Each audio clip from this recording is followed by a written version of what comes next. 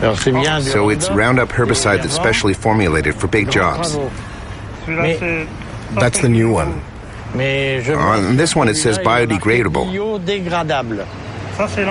That's the old one. It doesn't say biodegradable anymore, so it must no longer be biodegradable. It's the same product.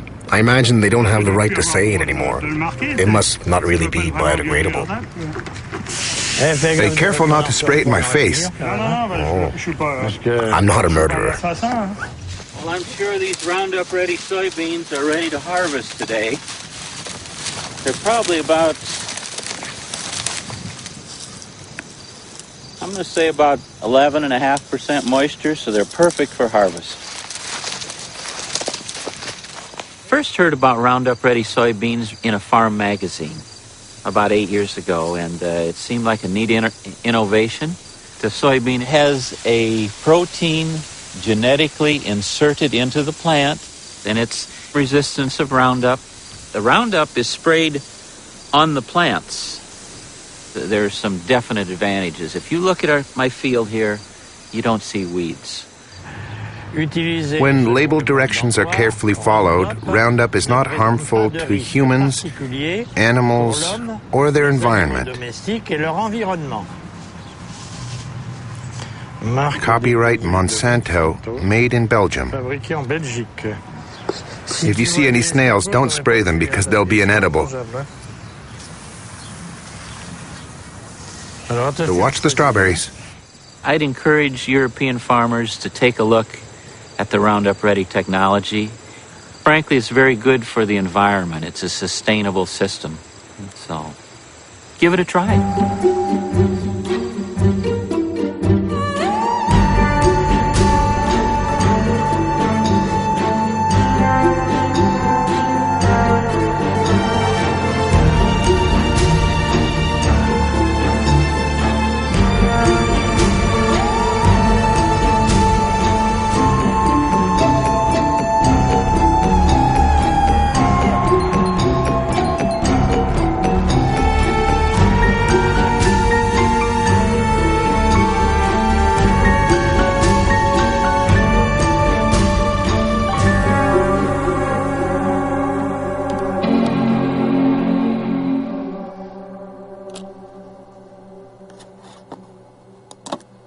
Monsanto.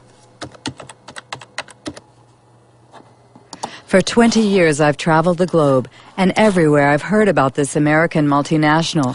But what I've heard hasn't always been positive. Wanting to know more, I surfed the web for months to put the pieces of the puzzle together. On its website, Monsanto positions itself as an agricultural company that aims to help farmers produce healthier food while reducing agriculture's impact on our environment. Its leading product is Roundup, the world's best-selling herbicide for the last 30 years.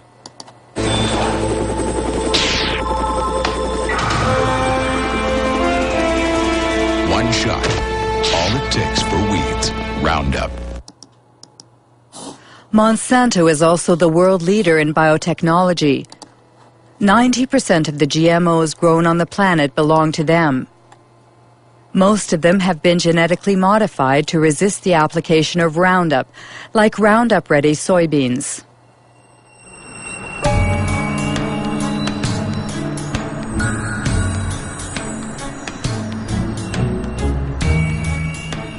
Monsanto's GMOs have invaded the planet, but no ag industry product in history has ever incited as much controversy and passion. Why? What's at stake with GMOs? And could the company's past shed some light on what the company is or claims to be today? Founded in St. Louis, Missouri in 1901, it was not always an agricultural company. It was one of the largest chemical companies of the 20th century.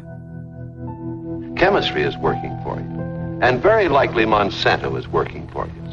Monsanto, where creative chemistry works wonders for you. The wonders boasted about in this commercial made Monsanto one of the most controversial companies in the industrial era. Agent Orange, aspartame, bovine growth hormone, PCBs. These chemically created oils used worldwide as coolants and lubricants in electrical equipment were the jewels in Monsanto's crown for over 50 years. They were called Arachlor in the United States, Pyrrolin in France, and Clofen in Germany, until they were banned in the early 1980s. Monsanto PCB.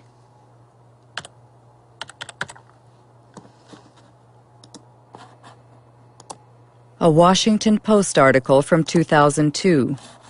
Monsanto hid decades of pollution. It happened in Anniston, Alabama.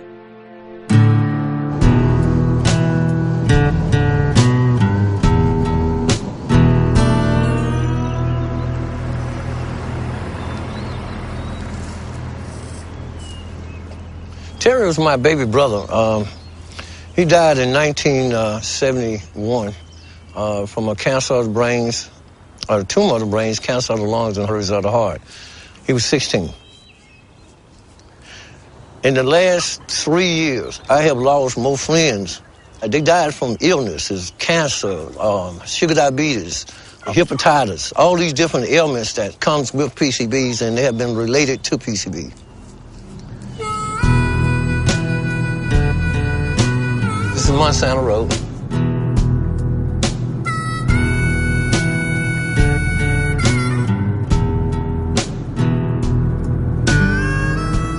This is all just a black area, minorities that live in this area.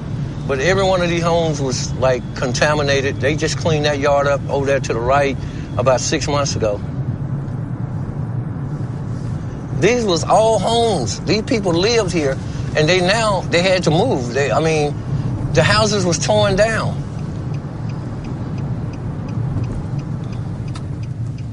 My brother fell dead right around the house. This is the house I was raised in.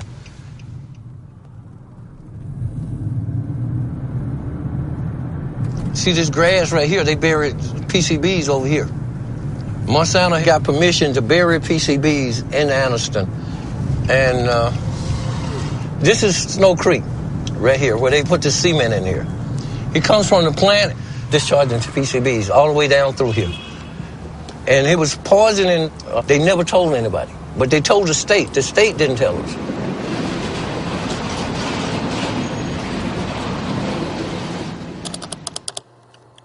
PCB Monsanto knew, but what exactly did they know? An environmental organization in Washington, D.C., headed by Ken Cook, has put internal Monsanto files online. Most of them are classified confidential.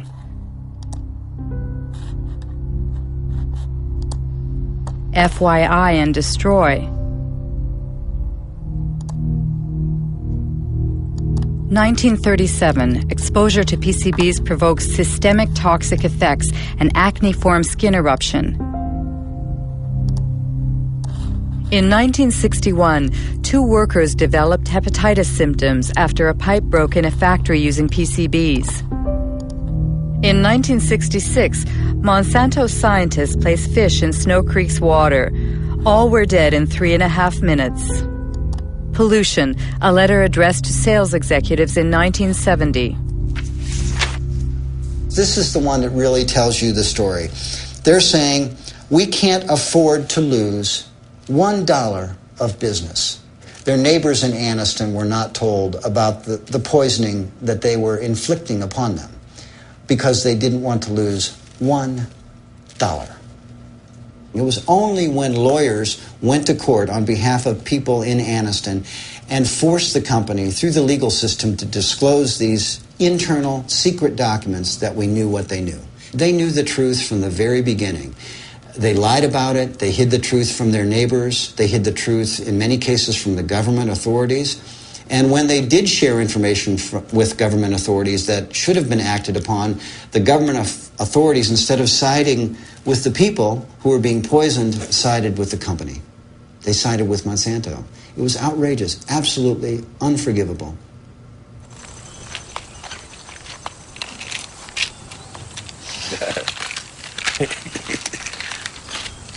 Oh, these are all your medicines? Yeah. Well, no, that ain't all of it. I got some more here. How much you have in you? 63.8 in the blood. In the blood. If they took a fatty biopsy of him now, he probably would top the scales of about 3,000 or 4,000 parts per billion or more. And which is the level acceptable? I mean, Acceptable is 2 part per billion. That's standard all around the world. But these people, we have more in our bloods and in our body than actually anywhere else in the world. it's usual here to speak about his PCB level. We all talks about it because it became a household word now. Kids used to run up to me, Mr. Baker, I got tested. I had 3 part per billion in my blood. How long do you think I got? But that's a horrible story. But what do scientists think about it? On the web, you can find numerous articles concerning the effects of PCBs on human health. David Carpenter is one of the most qualified specialists in the field. He carried out the testing for the Anniston residents. We all have PCBs in our bodies. The polar bears and the penguins have PCBs. And what has happened is in the past, there were a few sites where PCBs were released, but over time, they've gone into the air, they've gone into the water, they've transported, so the whole world is now contaminated with PCBs. The issue is that many diseases are caused by PCB exposure. The one everyone knows about is cancer.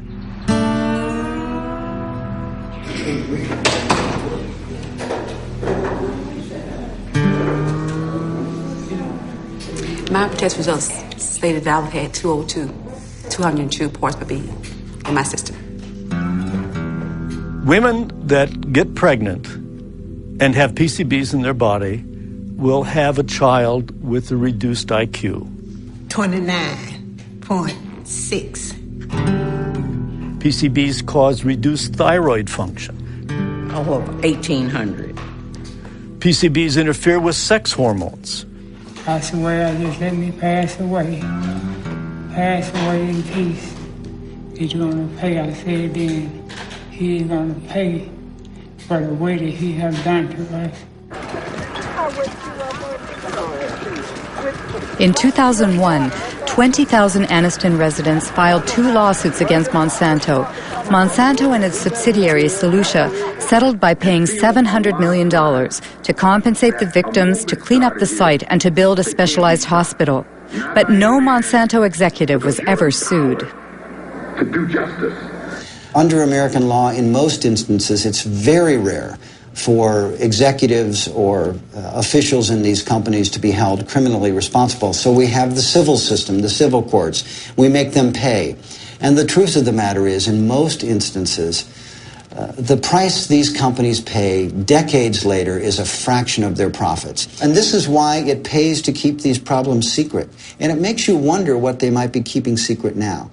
I have to say, we would never trust a company like Monsanto to tell the truth about a pollution problem or about a product. We would never trust them. Ken Cook says we would never trust a company like Monsanto. So what about Roundup, the world's favorite herbicide used by gardeners and farmers alike? What is it exactly? It's the brand name Monsanto gave to glyphosate, a so-called non-selective or total herbicide, because it destroys all plants. First sold in 1974, it owes its great success to Monsanto's unwavering claims that it is biodegradable and good for the environment. Voici Roundup, le premier désherbant biodégradable. Il détruit les mauvaises herbes de l'intérieur jusqu'aux racines et ne pollue ni la terre ni l'os de Rex. Roundup, le désherbant qui donne envie de désherber. Roundup biodegradable. Ken Cook was right. The company was found guilty of false advertising. Twice. The first time was in New York in 1996. And the second was in France just last year. The judges found that the wording biodegradable, leaves the soil clean and respects the environment were false advertising. Especially since, according to tests performed by Monsanto itself, Only 2% of the product had broken down after 28 days. That's why Monsanto recently removed the word biodegradable from its containers. But that's not all. Many scientific studies have shown that Roundup is highly toxic. For example, Roundup provokes cell division dysfunction, a study by Professor Robert Bellet.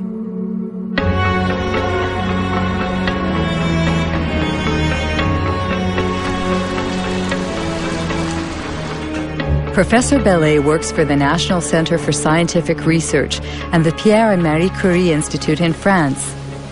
He has studied the effects of Roundup on fertilized sea urchin eggs. The big surprise was that Roundup has an effect on cell division. We saw very quickly that Roundup affected a key process in cell division. Not the cell division mechanisms themselves, but those which control cell division. You have to understand how cells become cancerous. In the beginning, all cells are benign, and then at a certain point, modifications take place in the cells that make them unstable from a genetic point of view. This is the first malfunction that we observed with Roundup. It is for that reason that we consider that Roundup provokes the first stages that lead to cancer. We're careful not to say it provokes cancer, because we won't see the cancers develop for 30 or 40 years. It was immediately clear how important these findings were for product users, especially since the tested doses were well below those which people normally use, and we said to ourselves, gosh, we really have to let the public know about the dangers as quickly as we can. And I thought the best way to do that was to talk to my administration. But there, I was shocked, very, very shocked, because I was ordered, not to communicate our findings due to the GMO question lurking in the background. What an incredible account. Roundup's toxicity was hidden to protect the development of GMOs. So let's go back to the creation of GMOs. According to Monsanto's site, Roundup-ready soybeans, introduced in 1996, were the first bioengineered crop to be approved in the United States. Farmers using these seeds belong to the American Soybean Association, whose address is on Monsanto's site. John Hoffman is its vice president and an ardent biotechnology advocate. In the spring, I will go out and spray one pass of Roundup to burn down the weeds that are growing in the early spring. And about 6 or 7 weeks later, I'll spray a second pass of Roundup. And that controls the weeds for the year. Before we had Roundup technology, this field would have had weeds. We would have had to walk through and pull the excess weeds by hand. It was labor intensive. So the Roundup Ready system saves me time and it saves me money. It seems Monsanto's new wonder has what it takes to entice farmers. But how does it work? How can the soybean plants survive being sprayed with Roundup? This is a soybean cell. The core of this cell contains its DNA, in which the bean's genetic structure is encoded. In order to create its GMOs, Monsanto breaks the species barrier using a Roundup-resistant gene harvested from a bacterium. This gene is placed on microscopic particles of gold, which are fired into the soybean cells with a gene gun. The gene penetrates the DNA and creates a protein, making the plant resistant to Roundup. When the herbicide is sprayed on the crop, it kills all the weeds, leaving the soybean plants intact. One must admit that the process is an incredible technological feat. But these soybeans engineered to withstand such a powerful herbicide are destined for our dinner plates.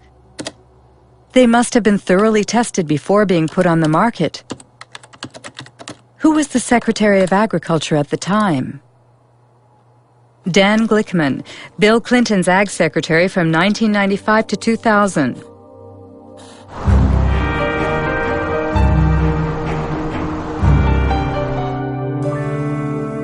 What I found in the early years I was involved in the regulation of biotechnology, that there was a general feeling in agribusiness and inside our government in the U.S. that if you weren't marching lockstep forward in favor of rapid approvals of biotech products, rapid approvals of GMO crops, then somehow you were anti-science and anti-progress. Well, I think that, frankly, there were a lot of folks in industrial agriculture who didn't want as much analysis as probably we should have had because they had made a huge amount of investments in the product. I mean, I think that, and certainly when I became secretary, given the fact that I was in charge of the department regulating agriculture, I had a lot of pressure on me not to push the issue too far, so to speak. But I would say even when I opened my mouth in the Clinton administration, I got slapped around a little bit by not only the industry, but also some of the people even in the administration. In fact, I made a speech once where saying that we needed to more thoughtfully think through the regulatory issues on GMOs. And I had some people within the Clinton administration, particularly in the U.S. trade area, that were very upset with me. They said, how could you in agriculture be questioning our regulatory regime? In a nutshell, in the United States, the Secretary of Agriculture doesn't stand a chance against the multinationals. But just how are GMOs regulated in the United States? The most crucial policy on the subject was published by the FDA, the Food and Drug Administration, which is legally responsible for regulating the safety of food and medicine. Title: Foods Derived from New Plant Varieties. Date: May 29, 1992. Principle 1. Foods derived from genetic modification are regulated within the existing framework that applied to foods developed by traditional plant breeding. Obviously, the FDA decided not to create a special category for GMOs. For further information, contact James Mariansky, who headed the biotechnology department at the time.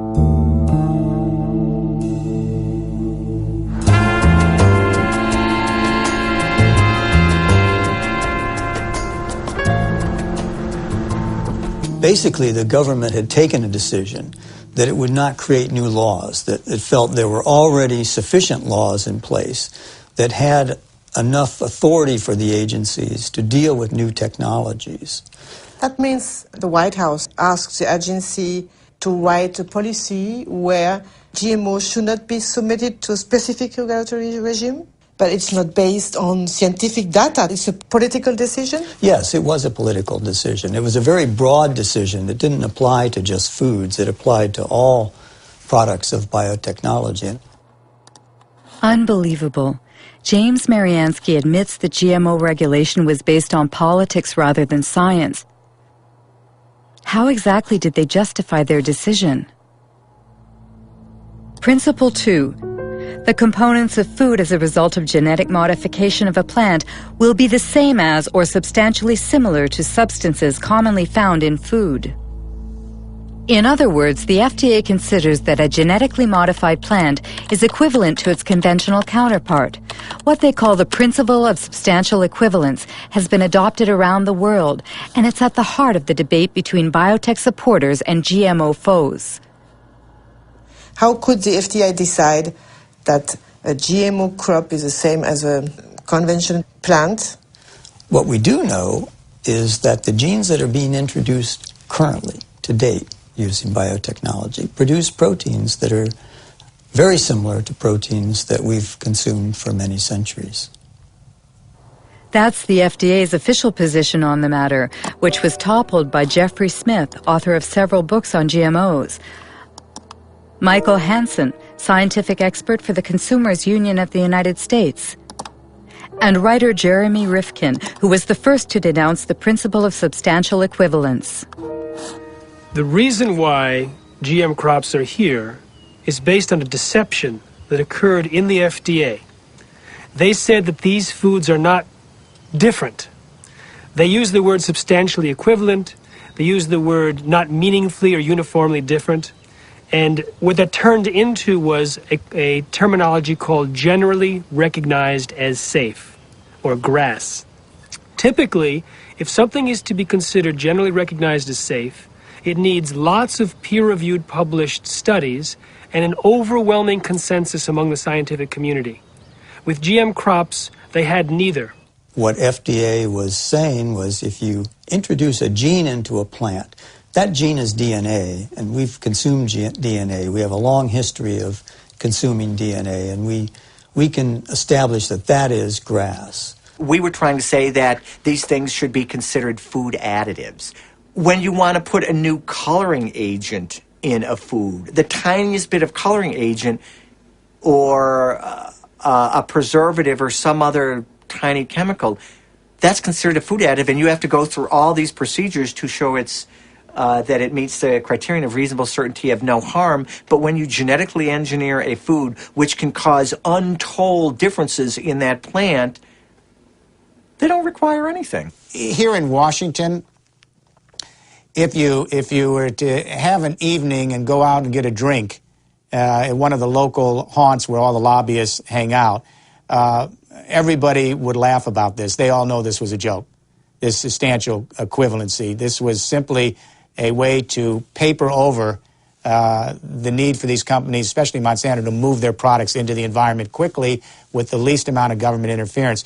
And I should say they were very, very good at getting their interest expressed. I remember meetings that we had where the Monsanto scientists met with the FDA scientists, and they went through the kinds of modifications that they were making and how those were being done. And basically what they were also saying to FDA is, how will these products be regulated? I have never seen a situation where one company could have so much overwhelming influence at the highest levels of regulatory decision-making as the example of Monsanto with its GM food policy in the government. Exceptional news footage actually shows George Bush Sr. visiting Monsanto's research facility 9 years before Roundup-ready soybeans were first sold. What I'd like to do today is show you some of the steps we go through when we're moving genes from one organism into another.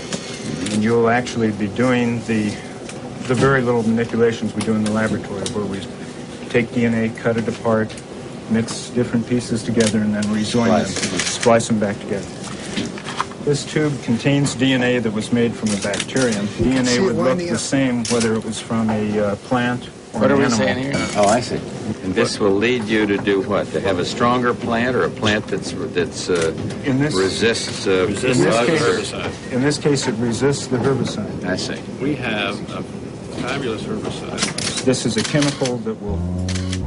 When George Bush Sr. toured the company's headquarters, he was Ronald Reagan's vice president, and deregulation was this Republican administration's watchword.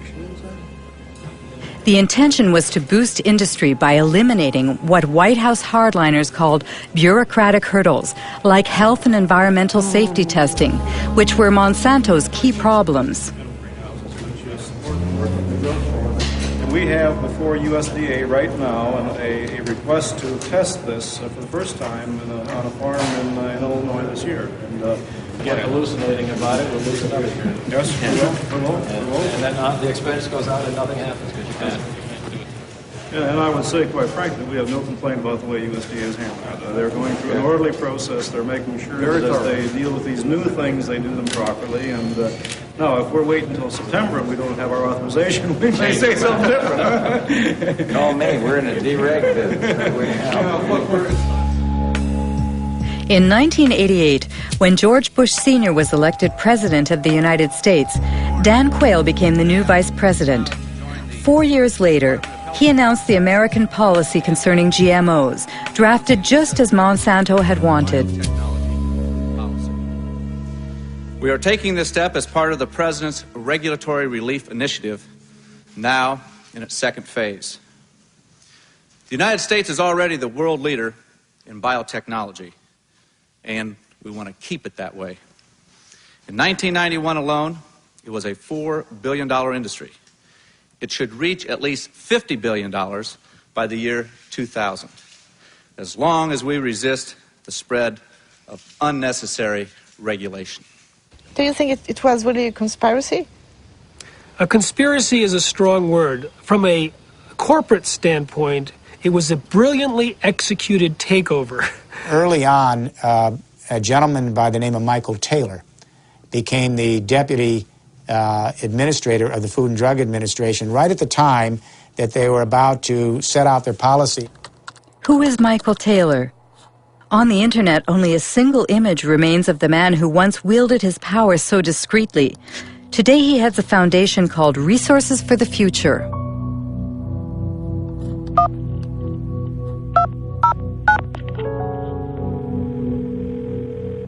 Hello, Marie-Monique speaking. Hello, it's Mike Taylor. My questions are about your role. I mean, when you were working at the FDA, before being hired by the FDA, you worked as an attorney for Monsanto during 7 years, didn't you? Well, I was a partner in a law firm of which Monsanto was a client, and I worked on some Monsanto matters, yes. And apparently, if I understood well what I read, the FDA created a new position for you, Deputy Commissioner for Policy?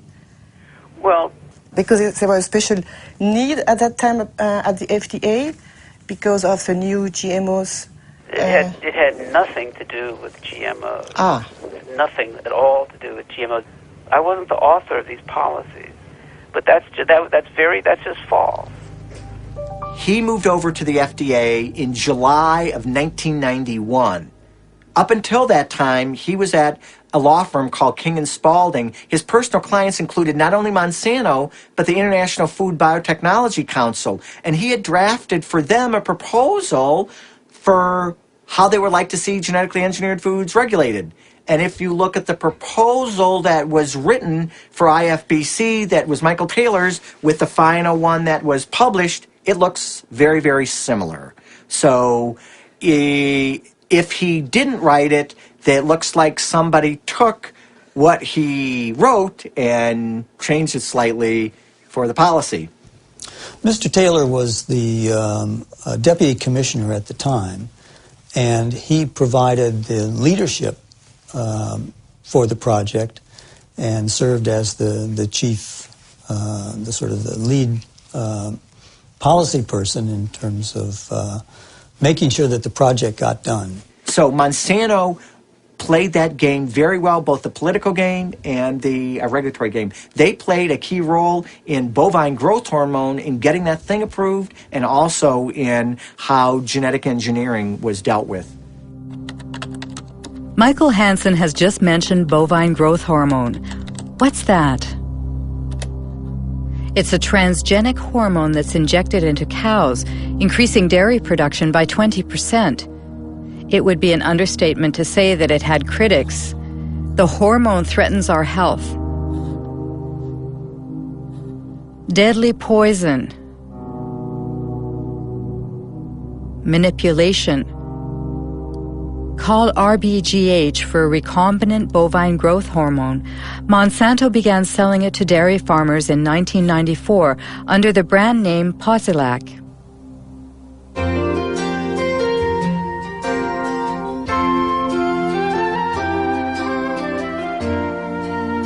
Posilac is the single most tested new product in history. You'll soon see the dramatic results Posilac can offer you. In 1985, Monsanto submitted Posilac to the FDA for market approval. The experts at the FDA's Center for Veterinary Medicine reviewed the studies that the company had carried out on experimental herds. At the FDA, the veterinarian in charge of reviewing the data was Richard Burrows. In an interview, he stated that agency officials had suppressed and manipulated data.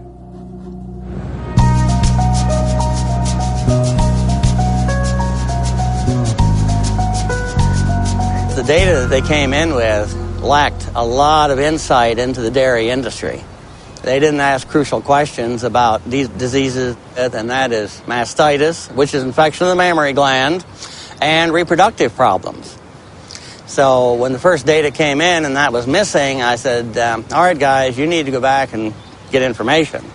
So that set it back probably 2 or 3 years. Did you warn the FDA about your concerns?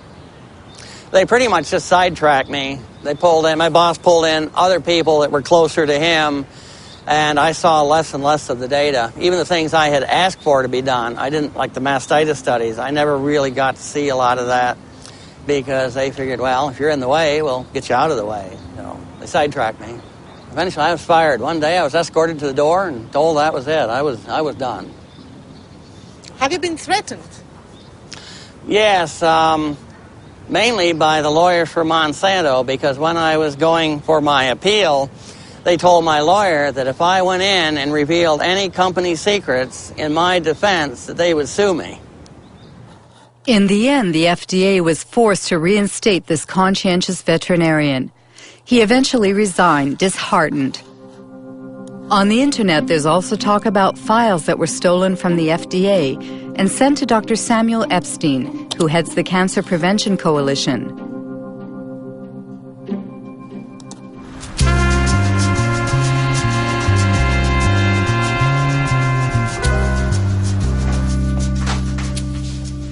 In 1990, Samuel Epstein published an article in The Milkweed, the standard for dairy reporting, edited by Pete Hardin. The scoop was based on the secret documents that the two men scrutinized. One morning, I came in, I think in October of that year, I came into my office and found a great big box of documents. And it came from Washington, but no indication as to who sent it. This was a box of files of all Monsanto records which had been submitted to the FDA on the veterinary tests in the preceding 6 years or so. Well, this was great fun. Many of these documents are original documents, and as it says here, company confidential. It contains confidential information which may not be reproduced, revealed to unauthorized persons, or sent outside the company without proper authorization. As an investigative journalist, that's the kind of stuff I like to report. Revealing this information made Monsanto and FDA very, very angry, because what we were able to establish is that there were dramatic physiological changes in the animals that received the shot, the hormone shots, compared to their control group peers.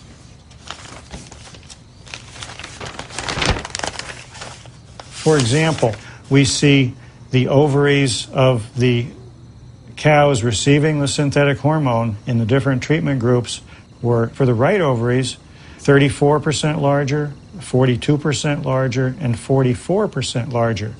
Elsewhere in the stolen files, it shows how there were severe problems with the reproduction of these treated animals. The data is conclusive. We provided the data, the raw data, and summary data, is peer-reviewed data not done by us, to support the submission. Every health authority who has looked at bovine somatotropin has found that it is completely safe for consumers. For Monsanto, the hormone is not only safe, it is actually beneficial for consumers. Because the chemical composition of the milk is not altered as a result of Posilac, the manufacturing and taste properties do not change. It's untrue or a lie, whatever adjective you want to use.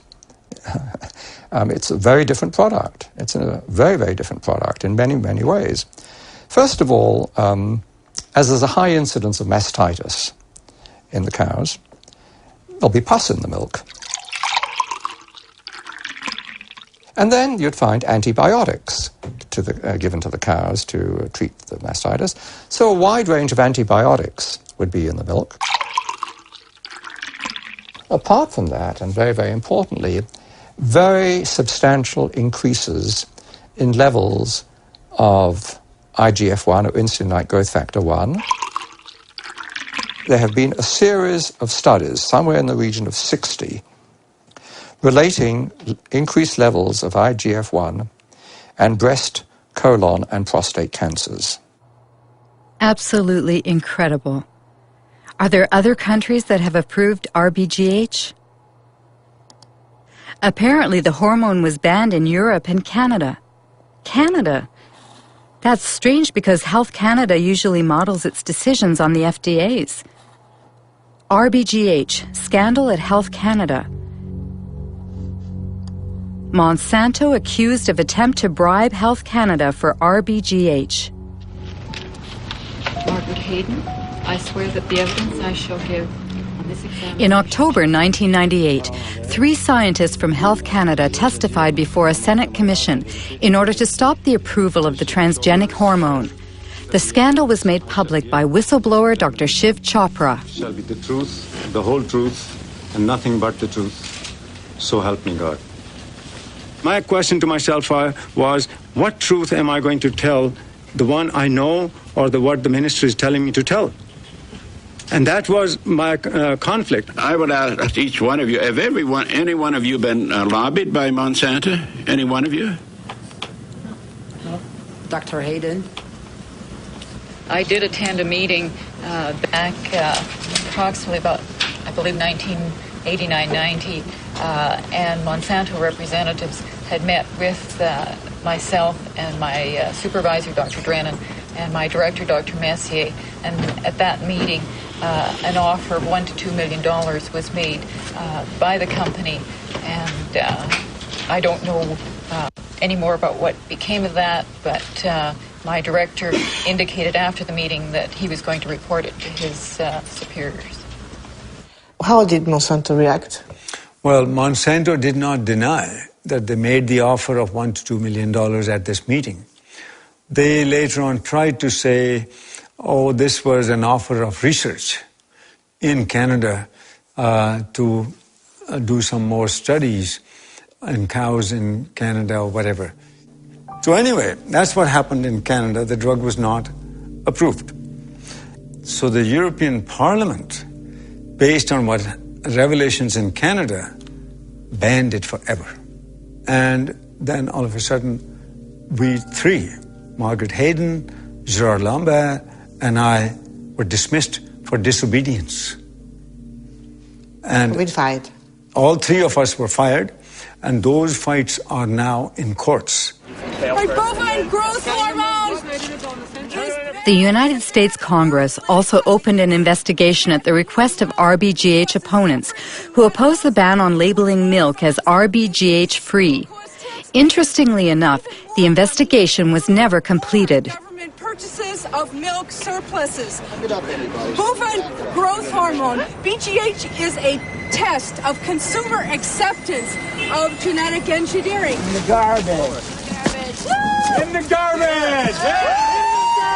The cow hormone drug was simply the first major application of biotechnology to food production, and Monsanto is a very powerful corporation with many, many linkages to top-level persons in government. I think the prevailing ethic at the federal government was biotechnology is so important that we can't let a few little questions about cow safety or human safety get in the way. The reason the FDA approved it is it appeared to be that there was a lot of people that used to work had key positions that had worked for Monsanto, came over to the FDA and managed to get the FDA to approve it. It's revolving doors that move up. It's kind of like a double helix, a spiral. Revolving door? Yes, revolving door. The revolving door is not just in agriculture. It tends to be in many, many areas. Donald Rumsfeld was the CEO of Searle, which was a Monsanto subsidiary. The former U.S. Trade Ambassador, Mickey Cantor, ended up on Monsanto's board. Supreme Court Judge Clarence Thomas used to work for Monsanto. Monsanto revolving doors. The state of affairs in 1999 includes Linda Fisher moves from the Environmental Protection Agency to Monsanto, Michael Friedman from the FDA to Monsanto, Marcia Hale and Josh King from the White House to Monsanto, Margaret Miller from Monsanto to the FDA, William Ruckelshaus from the EPA to Monsanto, and let's not forget Michael Taylor, who went back and forth several times. Once your mission carried out by the FDA, you became Monsanto's vice president for public policy.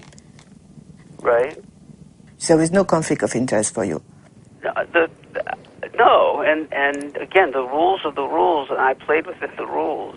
I think in terms of public acceptance, it's been one blunder after another. If you're trying to have a strategy for having the public understand and accept the new technology, having the first application of it be related to milk, which we already have more than we need, it created, it helped create a climate of suspicion. I think the idea that companies are not required in every case of a GMO to submit the product to FDA, such as is required in Europe, I think that from a public confidence, public acceptance standpoint, that's not a sufficient system. I personally have said that Congress should change the law. Congress should create a mandatory notification system that ensures that every product is looked at by FDA and that FDA makes a safety judgment about every product. That's some very compelling testimony. It seems that Michael Taylor has qualms about the policy he signed in 1992. What about the FDA's own scientists? Was there a consensus on the GMO regulations? FDA documents show they ignored GMO safety warnings from their own scientists, written by Steve Drucker.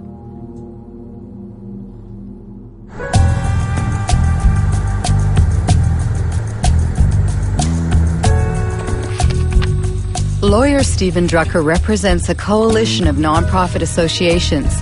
He sued the FDA, forcing it to declassify its internal files on GMOs. We received over 44,000 pages from the FDA's own files, and they revealed that the FDA has been lying to the world since 1992, if not before.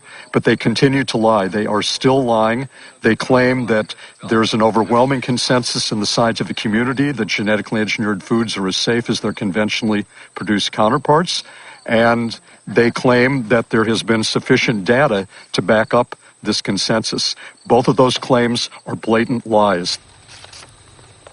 There are several examples. For instance, Dr. Louis Priebel of the FDA's microbiology group wrote, quote, "There's a profound difference between the types of unexpected effects from traditional breeding and genetic engineering," unquote. Then Dr. Priebel added in his memo that some of the aspects of genetic engineering may be more hazardous. The concern expressed by the FDA's various scientific experts was so clear and unmistakable that the FDA official whose job it was to track and summarize the scientist's input, Dr. Linda Call, wrote a memo to the FDA biotechnology coordinator, Dr. James Mariansky. According to the internal FDA's files, which have been declassified now, there were many in-house critics, among the scientists of the FDA, about the proposed policy. I have, for instance, a memorandum sent to you by Linda Call. Right. She stated, "The processes of genetic engineering and traditional breeding are different. Traditional breeding are different, and according to the technical experts in the agency, they lead to different risks." Different risks. The point was that we had many people with many different views. Linda Call, of course, wrote that in her memo, but in fact, when we finished the policy, all the scientists agreed with the policy. Now, FDA, of course, looked at the use of genetic engineering and has no information that simply the use of the techniques creates products that differ in safety or quality.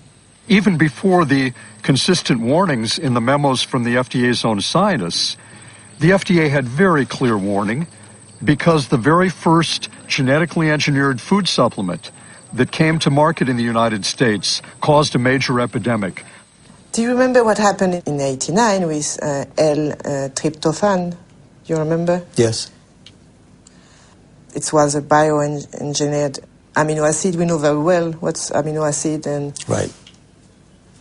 That killed dozens of people and made hundreds and hundreds sick. It caused an epidemic of an unusual disease called EMS. Right. And how many people died? Right, but we have many... 37, and more than 1,000 people disabled. Do you remember? I do and remember. You said, according to FDA administrative record, we do not yet know the cause of EMS, nor can we rule out the engineering of the organism.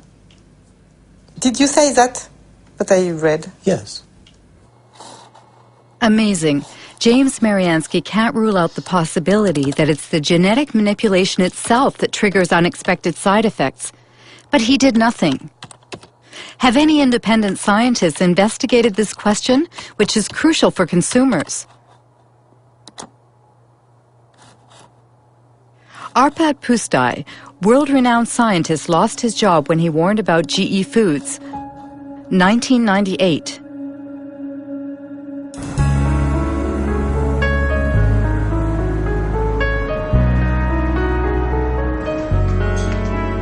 Arpad Pusztai worked for the Rowett Institute in Scotland. At the Ministry of Agriculture's request, he led a study on genetically modified potatoes with a budget of over €2 million and a staff of 30 researchers to prepare the arrival of GMOs in Great Britain. We were all enthusiastic about it. I was enthusiastic about it.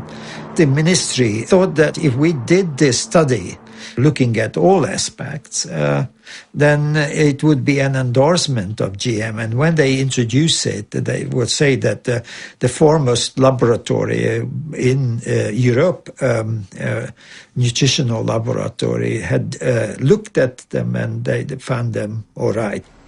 Arpad Pusztai specializes in lectins. These proteins function as an insecticide protecting plants against aphids.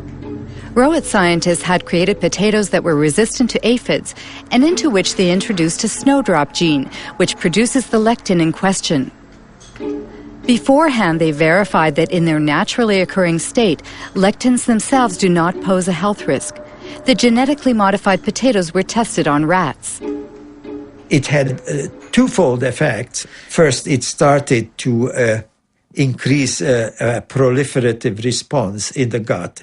And that you don't like because this is possibly, I'm not saying that it is cancerous, but what it does, it can have an adjuvant effect on any chemically induced tumor. The other thing is the immune system was certainly got into high gear. And that was, we don't know whether it's good or bad, but it certainly did recognize the GM potatoes as alien. And we were convinced that this insertion is causing the problem and not the transgene. As I said, the transgene, when we did it in isolation, even at 800-fold concentration didn't do any harm. It was a very important point because the American FDA is going on by about a neutral technology. And what we did say and what we did publish was actually corroborated, confirmed that it was not the transgene which was the problem, but it was the technology. While the first shipments of genetically modified soybeans were arriving in Great Britain, Arpad Pusztai's superiors authorized him to be interviewed by the BBC. As a scientist actively working on the field, I find that it's very, very unfair to use our fellow citizens as guinea pigs. They will never forgive me for that. Monsanto did see the importance of our findings. Don't worry about it.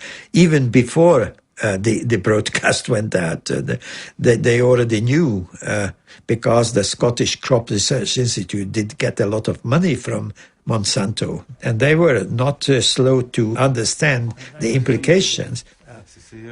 The day after the interview's broadcast, Arpad Pusztai was fired and the research team dismantled. Dr. Stanley Ewan was in charge of evaluating the impact of GM potatoes on the rat's internal organs. He no longer has any illusions about scientific independence. I was extremely, angry and very, very concerned.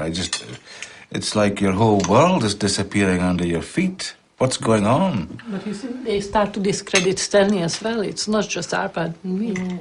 Stanley was made to retire and he was discredited at the university. As well? Oh, yes. Oh, yes. It was very hard indeed. Monday, it was wonderful work. Tuesday, it was rubbished. I had one or two ideas of what was happening, but a very imprecise idea until 8 years ago, almost exactly, I was at a dinner dance. And next to me at the top table was someone from the road called Dutteroy, who happened to say, I said, isn't it awful what's happening to Arpad?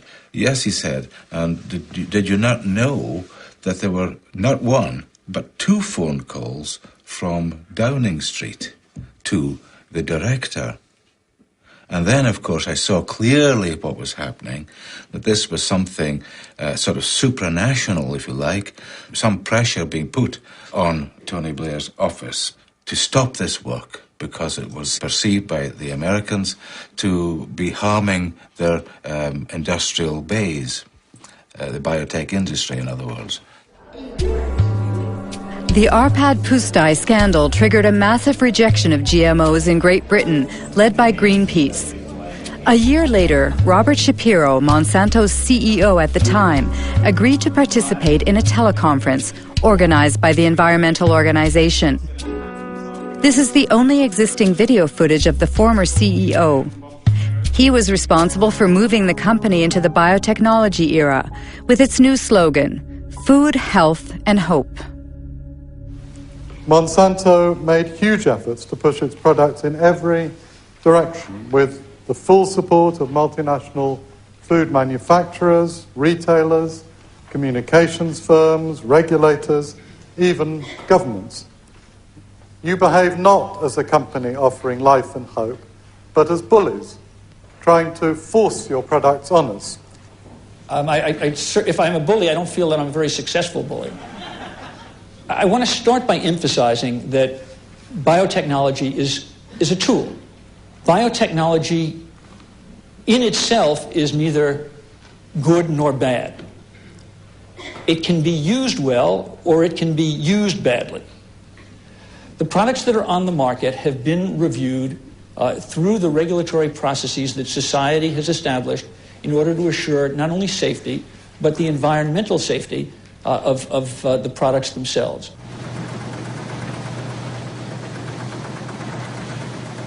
After 10 years on the market, Roundup Ready soybeans account for 90% of all the soybeans grown in the U.S. In fact, 70% of the food in American stores contains bioengineered elements. Unlike Europe, consumers cannot make an informed decision because GM labeling is forbidden, a direct consequence of the principle of substantial equivalence. You know, I've got a soybean in my hand here, and I can eat this soybean. It's very safe, very safe.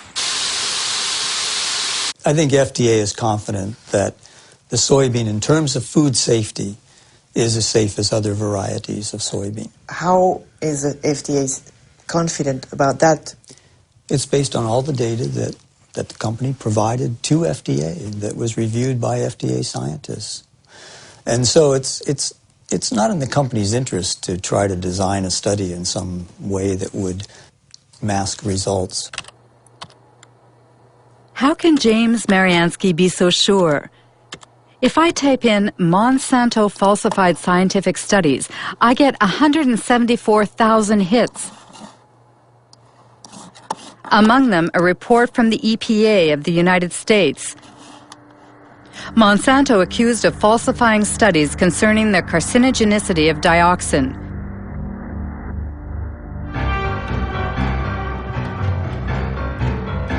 The story began in Nitro, in a Monsanto factory that produced a powerful herbicide called 2,4,5-T. In 1949, an explosion in the factory provoked unexpected side effects. 228 workers developed an extremely disfiguring illness called chloracne. It's caused by dioxin, which is a highly toxic byproduct of 2,4,5-T.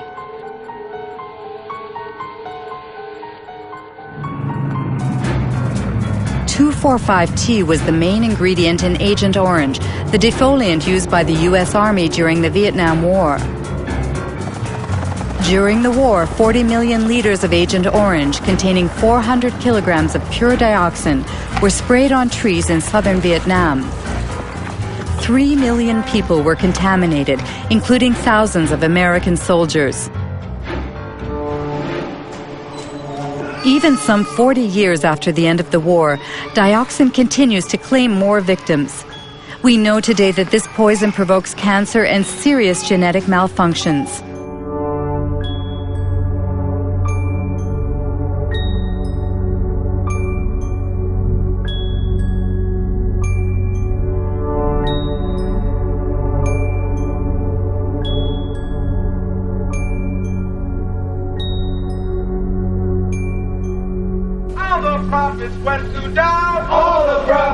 In 1978, while American Vietnam veterans were suing the makers of Agent Orange, Monsanto sponsored studies on the long-term effects of dioxin.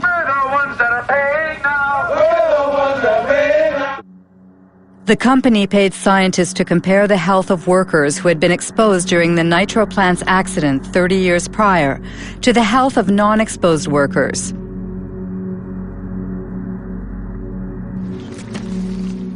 There are two experts on the subject. William Sanjour, who led the Toxic Waste Division of the Environmental Protection Agency, and Gerson Smoger, a lawyer who represents Vietnam veterans. In 1990, Dr. Kate Jenkins, a colleague of mine at EPA, wrote a memorandum pointing out that allegations had been made that those studies, some of those studies that Monsanto had conducted were flawed.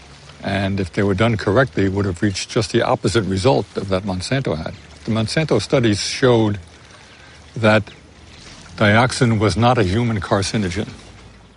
That means they had the data first, and then they manipulated how they were going to look at that data to come up with the conclusion they want. It's absolutely, you never do a study that way, never.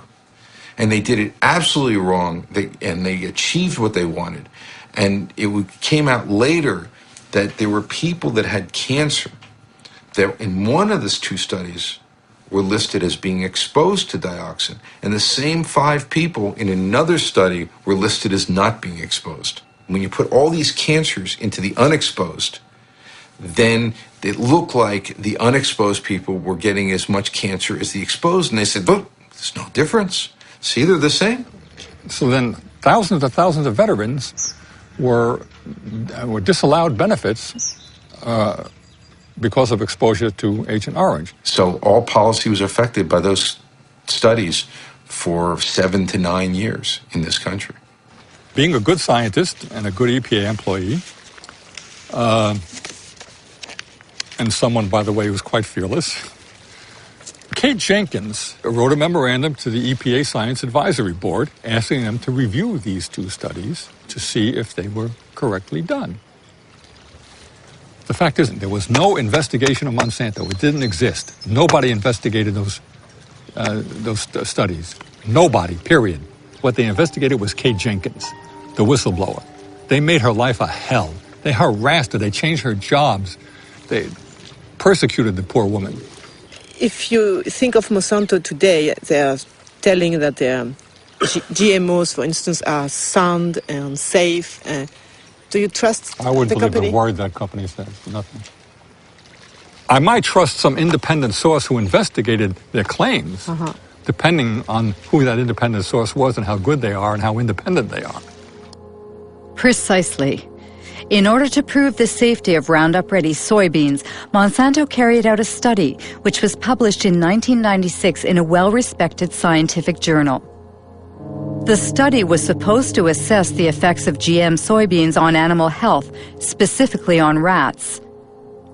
This study was thoroughly reviewed by both a Danish scientist, now deceased, and the Norwegian specialist Ian Prime. I'm afraid to say, value this study very poorly indeed. It's very disappointing, very disappointing. Especially because this paper sort of served as a basis for the whole principle of substantial equivalence. I can just cite, which is again a bit surprising, although the animal feeding studies provide some reassurance that no major changes occurred. Now, some reassurance, now that's not good enough. I want 100% reassurance, not just some reassurance. They talk, for example, about the, on page 723, except for the darker brown colour, livers appeared normal at necropsy.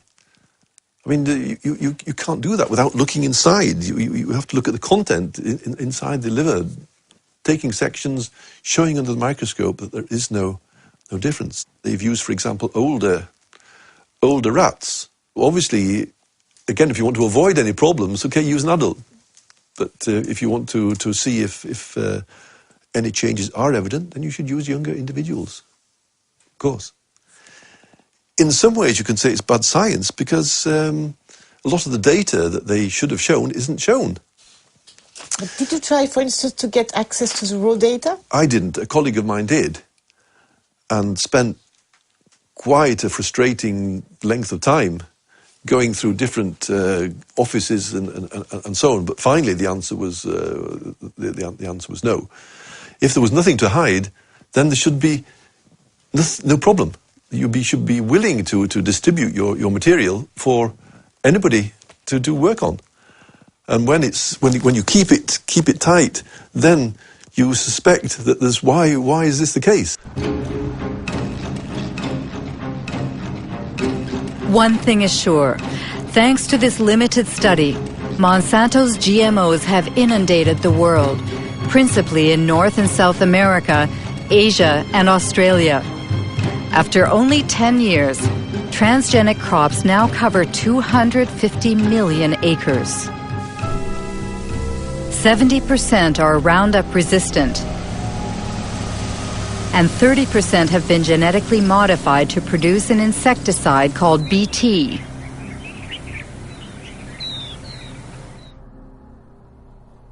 Since 2001, the company has published a yearly document titled The Pledge Report, a kind of ethics statement in which Monsanto tries to justify its business practices. At the heart of the opposition to GMOs is the subject of patents. This is what Monsanto calls their intellectual property, which are supposed to protect their investment. In North America, every farmer who buys bioengineered seeds must sign a technology agreement in which the farmer promises to respect the company's patent on the modified gene. Biotech crops are protected by U.S. patent law. And so I may not in any way save seed to replant the following year. It's something that is a protection for Monsanto, for biotech companies, because they literally invest millions and millions of dollars to produce this new technology. And how can Monsanto know that someone, for instance, replant harvested seeds?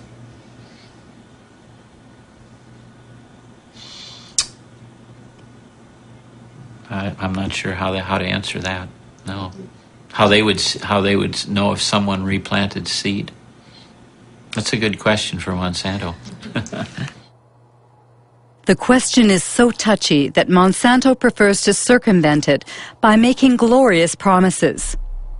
In cases of unintended appearance of our proprietary varieties on a farmer's field, we will surely work to resolve the matter to the satisfaction of both the farmer and Monsanto.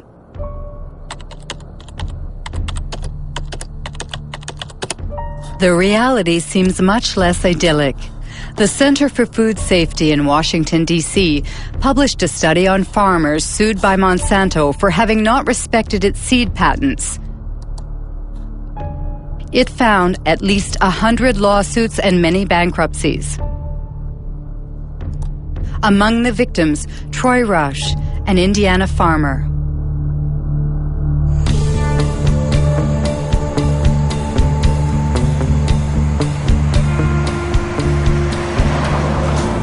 Our story starts back in 1999. A gentleman, and I use that term loosely, showed up at my mother and father's farm, and he claimed to be a private investigator hired by Monsanto. And he was out investigating farmers saving their own seed, and asked us, he'd come right out and ask us if we'd saved their seed, and we told him no, we had not, and offered up our herbicide purchases and seed purchases, all the receipts and everything. Told him where everything was purchased so he could go check it out for himself. He declined that offer, and what occurred is then they sued us. Monsanto filed a lawsuit against myself, my father, and my two brothers. And Monsanto presented us with documents that they claimed were samples taken from our farms. To obtain those samples, Monsanto had to have trespassed upon our land without our permission and stole those samples. That year, I recall we had 492 acres of Roundup Ready soybeans, and they were grown under contract for a company for seed. And the contract was very specific. It spelled out the specific fields, so it wasn't a problem in isolating those fields. Everybody knew it. And why did you settle out of court with Monsanto? Well, after 2.5 years of this, the family was just destroyed. The stress involved in this, I mean, they're in essence threatening 5 generations of work. And if they would to prevail in something like this, it's all gone. They take it all away. They take it all away. Good morning. Morning, sir. How are you this morning, Troy? I'm well. How are you, David? Still surviving? Good. Troy Roush and David Runyon grow conventional soybeans. They have been victims of the so-called gene police. Created by Monsanto to enforce its law in the fields, the gene police sow fear in rural America, where farmers denounce the totalitarian methods used in a GMO-dominated world. I have some pictures here for you, Troy, I'd like you to look at. Okay. Here's what I have done, Troy, to help prevent re-entry on my farm of anyone coming onto my farm. It was in July of 2003, and they came, it was the latter part of July, they came to my house. It was like 7 p.m. Who came? Monsanto employees. And they presented me a business card. And they asked me a few questions about the kind of soybeans I plant, the kind of corn I plant, where I market my crops. And so I said, okay, that's the end of the conversation. Yeah, patents have changed. They've changed everything. It revolves with a relationship of trust with neighbors. That is gone. Myself, I probably only have 2 farmers that I talk to that are close to me. Are they really afraid, the farmers? Of course they're afraid. You can't defend yourself against these people. They've created a little industry that serves no other purpose than to wreck farmers' lives. Of course they're afraid. Does it mean that you're afraid, for instance, that a neighbor can snitch on you? Yes. Yes? Yeah. Yes. All you have to do is dial 1-800. Dial 1-800 Monsanto. Or no, I'm sorry, 1-800 Roundup. I remember encouraging farmers to call this toll-free number and turn their neighbor in. And why does Monsanto do that? Well, the reason they do it is control. Seeds? Yeah. They want to control the seed. They want to own life. I mean, this is the building blocks of food we're talking about. They are in the process of owning food. All food. Between 1995 and 2005, Monsanto acquired over 50 seed companies throughout the world. These companies produce corn, cotton, wheat, and soybean, and also seeds for tomatoes, potatoes, and sorghum. Everywhere, people worry about Monsanto's monopoly, which in the long term threatens to wipe out all non-transgenic varieties. Monsanto doesn't agree and speaks only about the benefits of biotechnology, especially in developing countries like India. Our products provide significant economic benefits to both large and small growers. In many cases, farmers are able to grow higher quality and better yielding crops.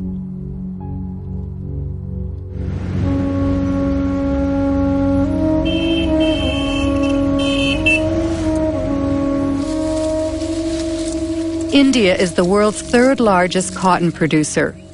In 1999, Monsanto acquired Mahiko, the country's leading seed company. 2 years later, the Indian government authorized the sale of BT cotton under the brand name Ballguard. It is genetically modified to produce an insecticide which repels bollworms, a cotton parasite.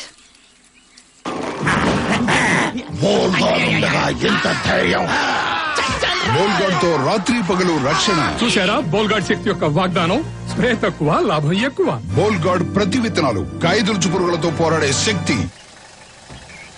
Since 2001, Kiran Sakari and Abdul Gayam have been closely following the transgenic cotton grown by small farmers in the Warangal district.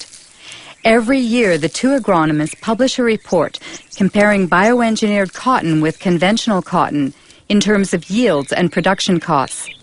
In 2006, the harvest was ravaged by a disease that affects transgenic cotton. This is a Ballguard field. We can see some of the rhizoctonia affected plants. You see, if you remove the bark of a healthy plant, it won't be like this, like threads. See, it's a classic example of rhizoctonia infestation. The farmers, they have never seen that.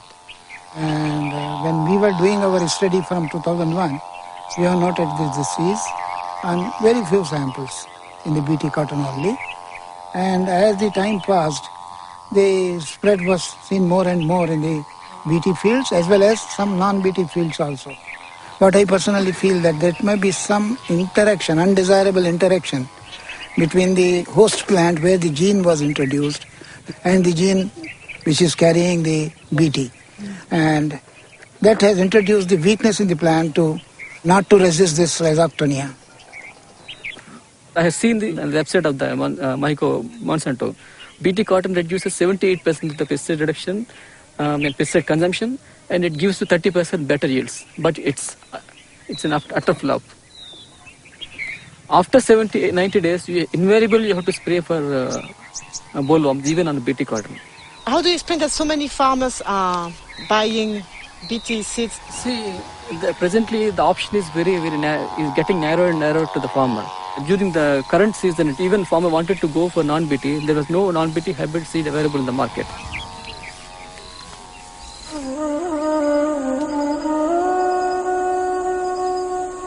Today in India, Monsanto controls nearly all of the cottonseed market, forcing the locals to buy its seeds at prices 4 times higher than conventional varieties. Small farmers must turn to moneylenders who charge high interest rates. If the harvest is poor, it means bankruptcy, a vicious circle which is decimating Indian villages.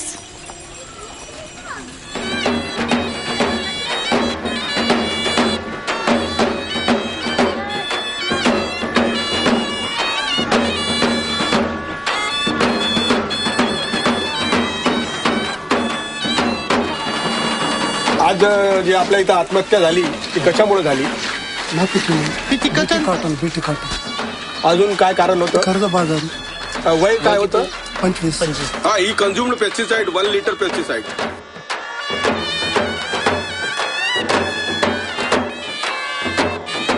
पहिला pesticide आहे का?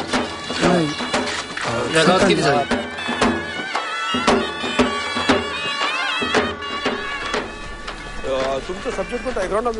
Tragedies like the one we've just witnessed occur 3 times a day in the Vidarbha region, where BT cotton was introduced in 2005. Of course, cotton farmers committing suicide is not new in India, but the GM crops are causing it to skyrocket. However, in this battle that pits David against Goliath, few dare to publicly denounce this international scandal.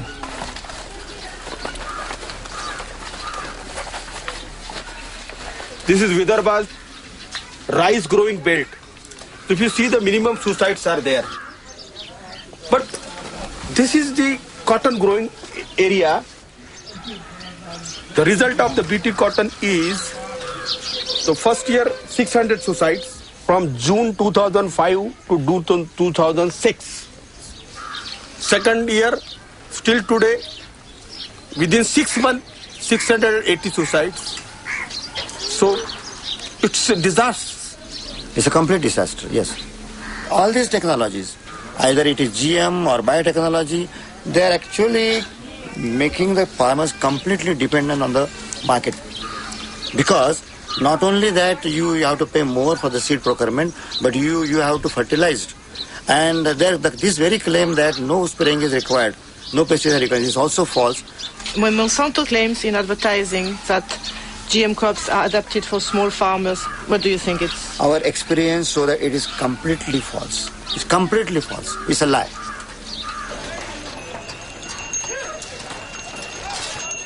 On this day in December of 2006, a revolt was brewing in the largest cotton market in the state of Maharashtra. 3 days later, riots broke out and dozens of small farmers, including Kishore Tiwari, were arrested.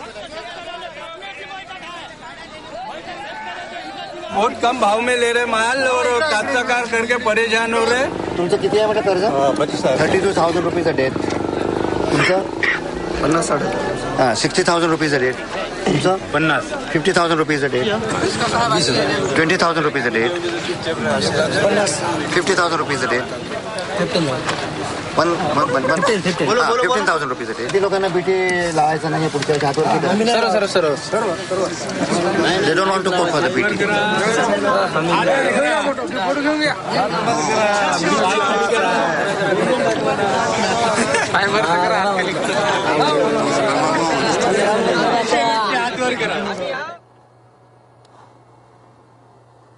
Seeds of Suicide is the title of a book by physicist Vandana Shiva.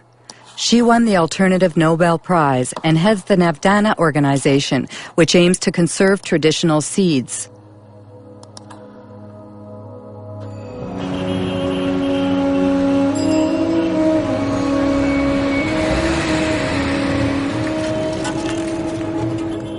In the beginning, Vandana Shiva's battle was against the first Green Revolution, which brought industrial agriculture to India in the 1960s. Today, she denounces what she calls the second Green Revolution, that of GMOs protected by patents. The difference is that the first Green Revolution was public sector driven. It was driven by government agencies. The government agencies controlled the research. In the case of the second Green Revolution, it is driven by Monsanto. It is a Monsanto-driven revolution. The second big difference is that the first Green Revolution did have a hidden objective of selling more chemicals. But its first objective was providing food. It was food security.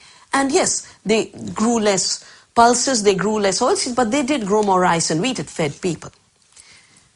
The second Green Revolution has nothing to do with food security. It's not about food security. It is about returns to Monsanto's profits. That's all it is about. They've always said genetic engineering is the way to get to patenting, but patenting is the real aim. If you look at Monsanto's research agenda, they are testing at this point something like 20 crops with BT genes in them. There's nothing they're leaving untouched. The mustard, the okra, the brinjal, the rice, the cauliflower. Once they have established the norm that seed can be owned as their property, royalties can be collected, we will depend on them for every seed we grow, of every crop we grow. If they control seed, they control food, they know it, it's strategic, it's more powerful than bombs, it's more powerful than guns. This is the best way to control the populations of the world. Monsanto responds to Ms. Shiva's persuasive argument by brandishing its pledge: integrity, dialogue, transparency, and sharing. We want to participate constructively in the process by which societies around the world try to develop good answers to those questions. Are the products going to be safe for the environment? How are they going to affect biodiversity? How How are they going to affect other plants and insects and birds? What about outcrossing of genes? What happens if genes do outcross into wild species? To me, that means, among other things, listening carefully and respectfully to all points of view. Despite Robert Shapiro's placid demeanor, he has just touched on a subject that greatly troubles GMO opponents, transgenic contamination, which Monsanto prefers to call an adventitious presence that's part of the natural order. According to a study led by Berkeley professor Dr. Ignacio Chapela, GMOs have already contaminated Mexican corn. But when the scientific journal Nature published the study's findings, it triggered a violent controversy.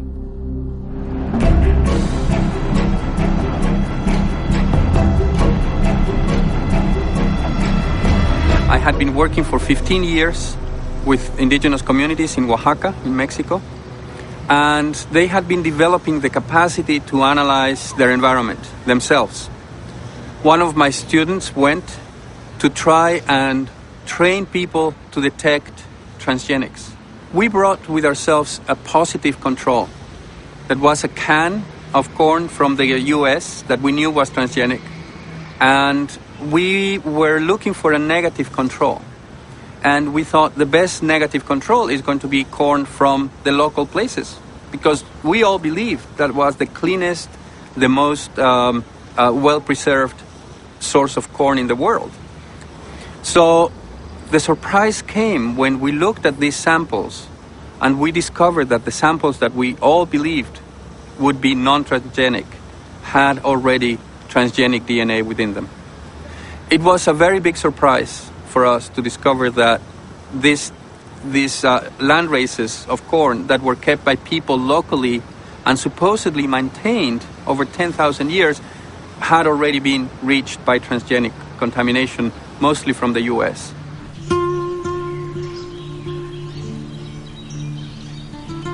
Mexico is the center of origin for corn. More than 150 local corn varieties can be found in just the southern region of Oaxaca. This extensive biodiversity is a treasure, the world's genetic reservoir of corn. Millions of Mexican farmers have maintained it for thousands of years. This corn is for the family? Yes, only for the family. We use it to make tortillas. This year is a good size, so we'll save it as seed for next year's planting. You don't buy your seeds? No. You exchange them? Yes, it's our ancient barter system.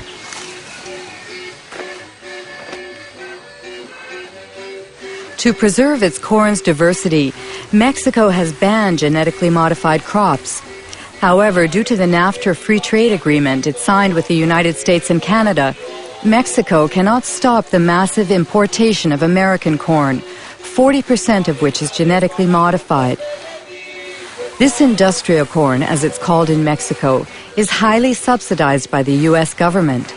So on local markets, it costs half as much as traditional Mexican corn.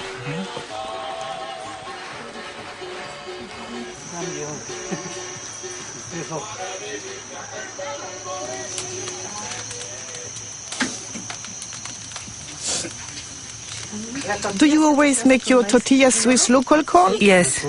It's natural and has a better yield. Also, it's more nourishing because it comes from pure soil.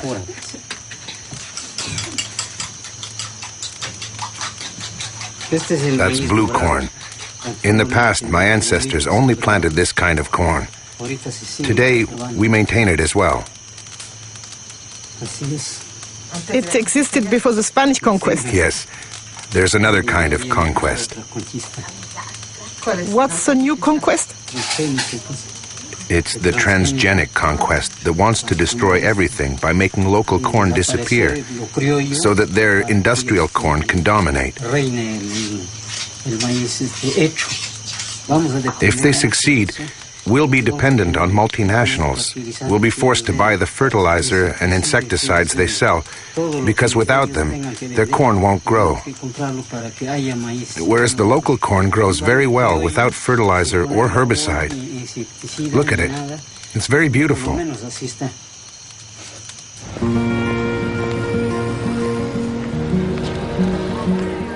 Ignacio Chapela's article provoked a violent reaction in Mexico. Since then, the National Ecology Institute has confirmed the contamination of Mexican corn. Roundup Ready and Bt genes have been found in corn from 5 regions of the country. What would happen if bioengineered corn crossed with traditional land races? Dr. Alberas Buya led a study using a local flower. She inserted the same gene in several specimens and then observed their growth. We observed that 2 plants, strictly identical from a genetic point of view, in other words, they both have the same genome, the same chromosomes and the same transgene. The only difference is that the transgene is located in different places. And well, once they grew, these plants presented a phenotype. That is to say, flower shapes that were very different. Some have flowers that are identical to their natural counterparts, like here, 4 petals with 4 sepals, but others have abnormal flowers with abnormal hair or strange petals. In addition, some are completely monstrous. The only difference in all of these plants is the location of the transgene, which was inserted randomly. Why is that worrisome? In Mexico, once the transgenic corn seeds have been released into the environment, it's very likely that the transgenes will insert themselves into the genomes of the local Mexican varieties. It's an unavoidable phenomenon, because corn plants cross naturally by wind-blown pollen. Given that, we fear that the genetic resources of traditional corn will be uncontrollably affected.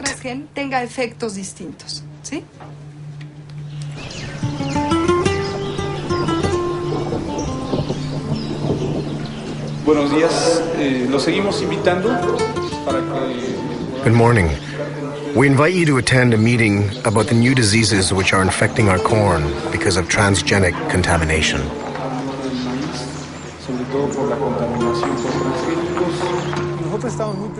Aldo heads an organization of indigenous people. For 2 years, he's been leading an information campaign in Oaxaca communities, where Elena Alberas fears have already been confirmed in the fields. I'm going to show you some photos of some corn plants that we took in our region of Sierra Juarez. We'd like to know if you have already seen this type of plant in your community.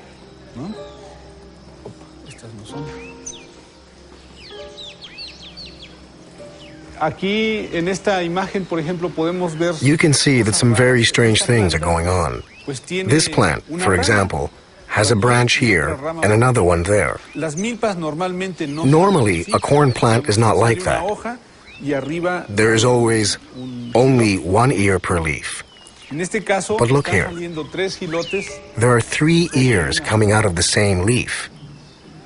They are really monsters. We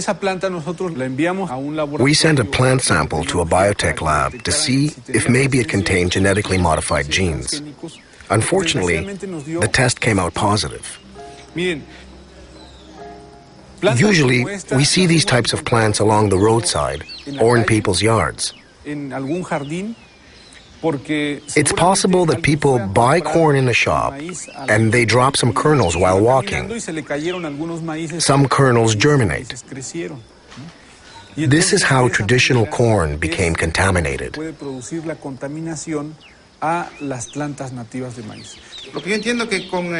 From what you've said, if we don't manage to stop their spread in our fields, soon we'll be forced to buy our corn seed because our own won't work anymore. That's very troubling. What should we do?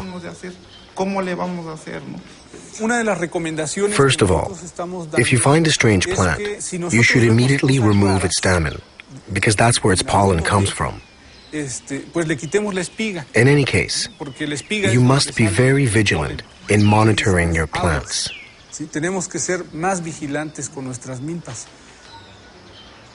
Don't you think it's Monsanto's strategy, what they couldn't achieve legally, they are trying to force through contamination? Yes, we end up wondering if the contamination wasn't intentional. If the center of origin of corn becomes contaminated, the rest of the planet could follow. Contamination only benefits multinationals like Monsanto. How did Monsanto react to Ignacio Chapella's study on Mexican corn contamination? Monsanto's Dirty Tricks campaign against fired Berkeley professor Ignacio Chapella. An article by Jonathan Matthews, who heads GM Watch, a GMO information service based in southern England.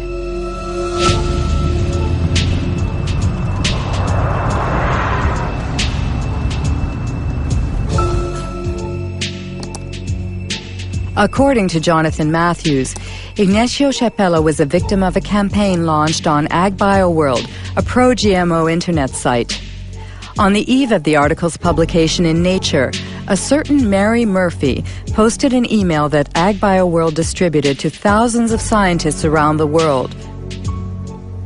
She wrote, "Activists will certainly run wild with news that Mexican corn has been contaminated by genes from GM corn."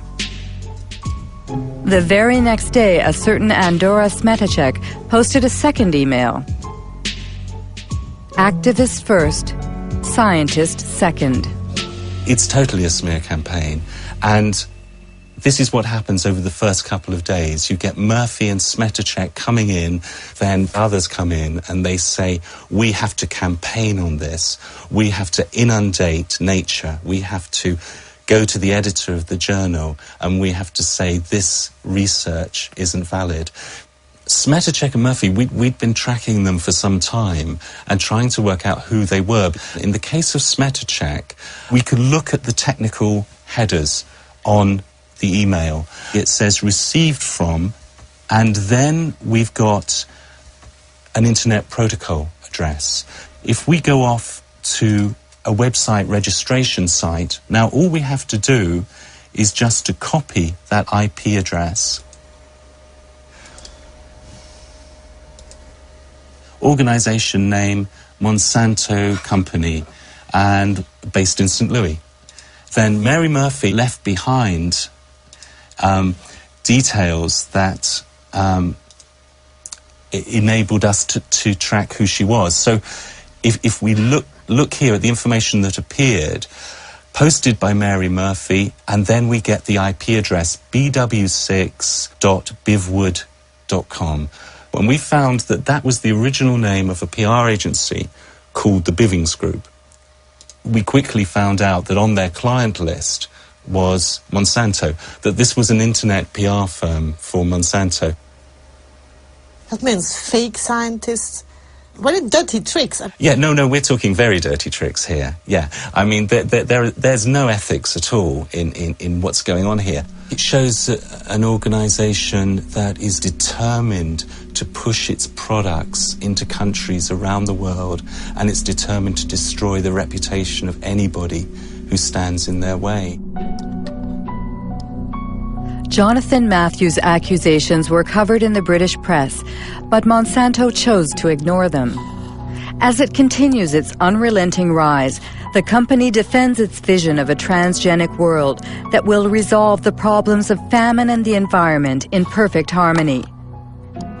Practical experience clearly demonstrates that the coexistence of biotech, conventional, and organic systems is not only possible, but is peacefully occurring around the world.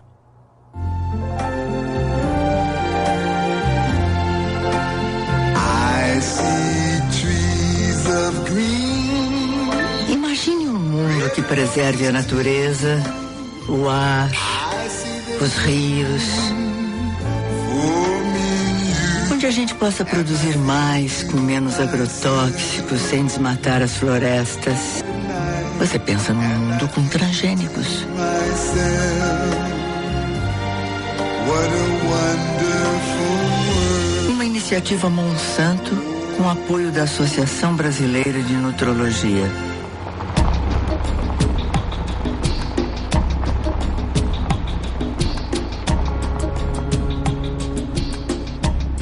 A transgenic world already exists in South America, where 100 million acres of Roundup-ready soybeans were planted in 2007. Their conquest started 10 years ago in Argentina, the only country to have officially authorized transgenic crops. Since then, GMOs have mysteriously spread to neighboring countries, like Brazil and Paraguay seen here.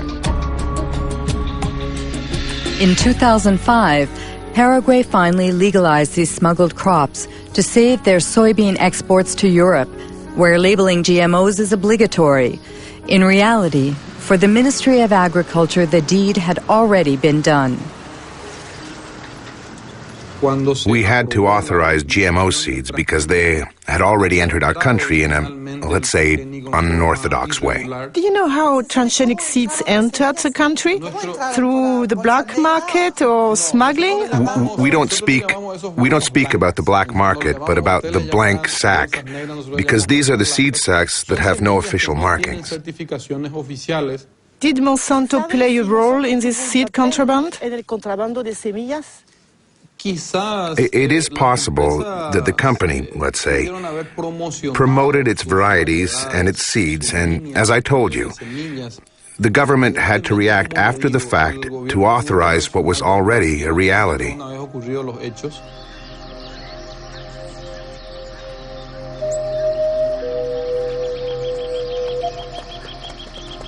Whatever the origin, contraband has been profitable for Monsanto. As soon as the crops were legalized, the company obtained the right to collect royalties on each ton of soybeans the country produced. Just like in Brazil. Since then, there has been no let-up in Paraguay's deforestation and the expulsion of many small farmers who refuse to relinquish their small plots of land. Jorge Galeano leads a small farmers organization which is fighting against the progression of what he calls the green desert. What we have here is an example of a GM extension of soybeans. In fact, it's a monocrop that destroys everything in its path. Before here, there were fields containing everything that a family needed to live. Plants, trees, manioc, corn. Do you think that a GM crop can coexist with the crops of the small farmers? No, we are sure it can't. There are two incompatible models that can't coexist. It's a silent war that eliminates communities and families of small farmers. In addition, it destroys the biodiversity of the countryside. It brings death, poverty, and illness, as well as the destruction of the natural resources that help us live.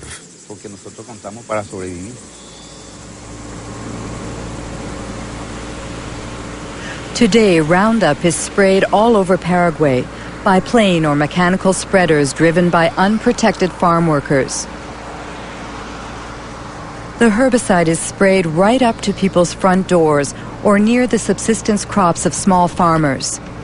Every year, crops are destroyed and thousands of people contaminated. Like this family, which is surrounded by Monsanto's GMOs. The parents are worried about their son Pedro because every day he has to cross the soybean fields to sell his mother's homemade corn tortillas.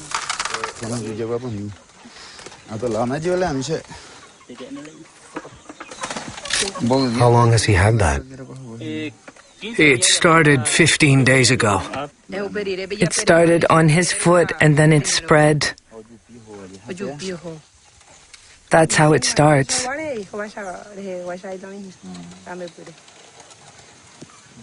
Does he have a headache?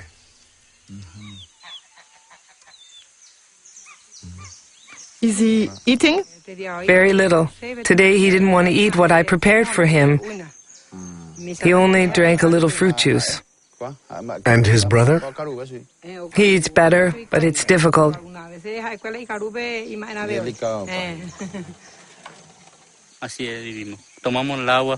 That's the way we live. Recently, we lost 60 ducks and geese. They took a few steps, and then they fell down, dead as doornails. They spray deadly herbicide over there. And when it rains, the water streams down here, and since ducks live in water, that's the result.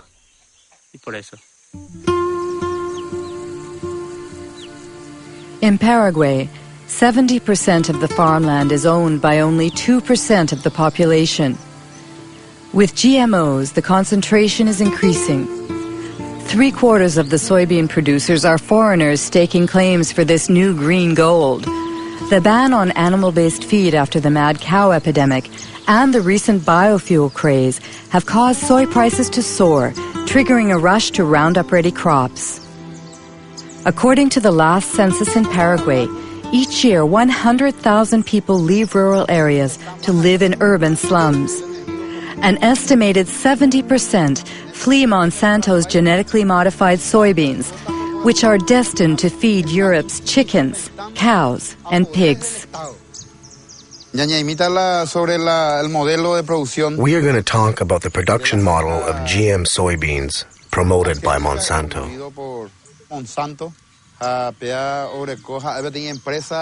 It's a true multinational company. It's everywhere in the world. Its objective is to control all of the world's food production through farmerless farming.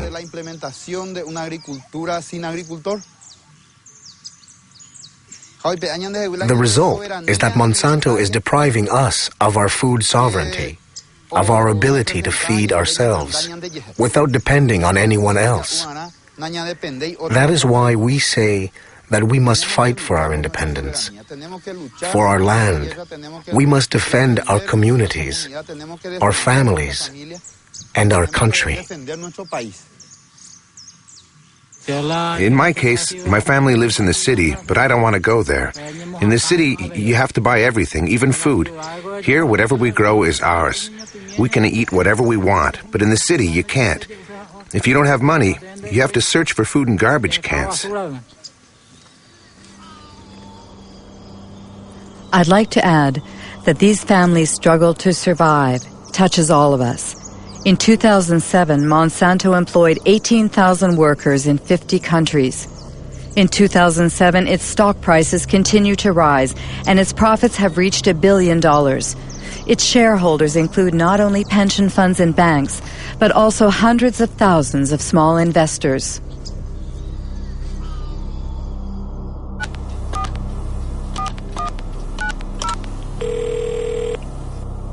Chris Horner.